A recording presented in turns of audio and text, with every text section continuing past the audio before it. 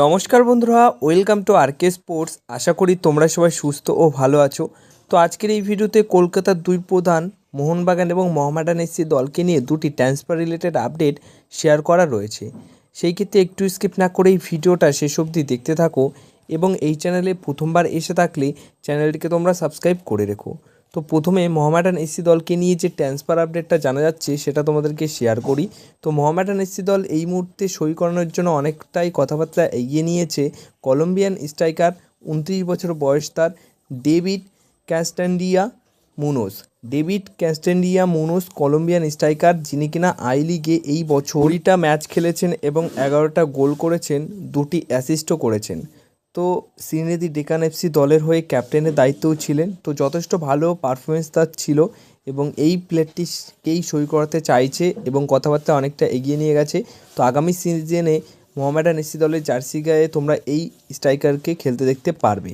এবার সবশেষে যে আপডেটটি শেয়ার করব, একটা বড় মানের বিদেশি প্লেয়ার, নামকরা বিদেশি প্লেয়ার, বেশিরভাগ সময় তিনি চেলসি, তারপর ম্যানচেস্টার ইউনাইটেড এই সমস্ত দলের হয়ে খেলেছেন। স্পেনের হয়ে 41টা ম্যাচ খেলেছেন, 11টা গোলও করেছেন। তো সেই প্লেয়ারটি হচ্ছেন জুয়ান মাটা। হ্যাঁ, 36 বছর বয়সী একজন স্প্যানিশ অ্যাটাকিং মিডফিল্ড পজিশনের প্লেয়ার।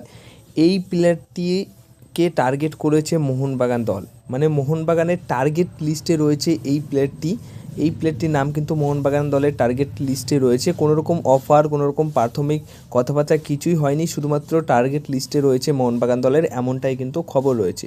36 বছর বয়স রয়েছে, একদমই পুরোপুরি ফ্রি প্লেয়ার রয়েছে। তিনি এর আগে Chelsea, Manchester United, Real Madrid, under 19, 17 এই সমস্ত দলে খেলেছেন।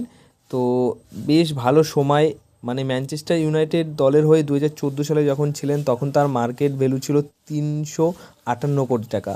তার আগে চেলসিতে 214 কোটি টাকা তিনি সেই রকম মার্কেট ভ্যালু ছিল। তো যথেষ্ট এক্সপিরিয়েন্স একটা ফুটবলার, কিন্তু বয়সটা 36, মানে এই বয়সে এসে আইএসএলে ভালো পারফরমেন্স করতে পারবে কি পারবে না সেটা নিয়ে একটা সন্দেহ তো থাকবে, কিন্তু টার্গেট লিস্টে রয়েছে এমনটাই খবর রয়েছে। যদি এই প্লেয়ারটিকে সই করিয়ে নেয় তাহলে দুর্দান্ত একটা সাইনিং অবশ্যই হতে পারে মোহনবাগান দলের জন্য। এবং এমনও হতে পারে যে ACL2 খেলার জন্য হয়তো যে 10টা বিদেশি প্লেয়ার সই করাবে বা 8 থেকে 9টা বিদেশি প্লেয়ার থাকবে, সেখানে শুধু ACL খেলার জন্য সই করাতে পারে, এমনটা হতেই পারে। এবার ACL2 এর জন্য যদি সই করায় তাহলে ঠিকঠাক সাইনিং অবশ্যই হবে, কিন্তু ISL এর জন্য এত বেশি বয়সী প্লেয়ার আমার মনে হয় যে ঠিকঠাক সাইনিং হবে না।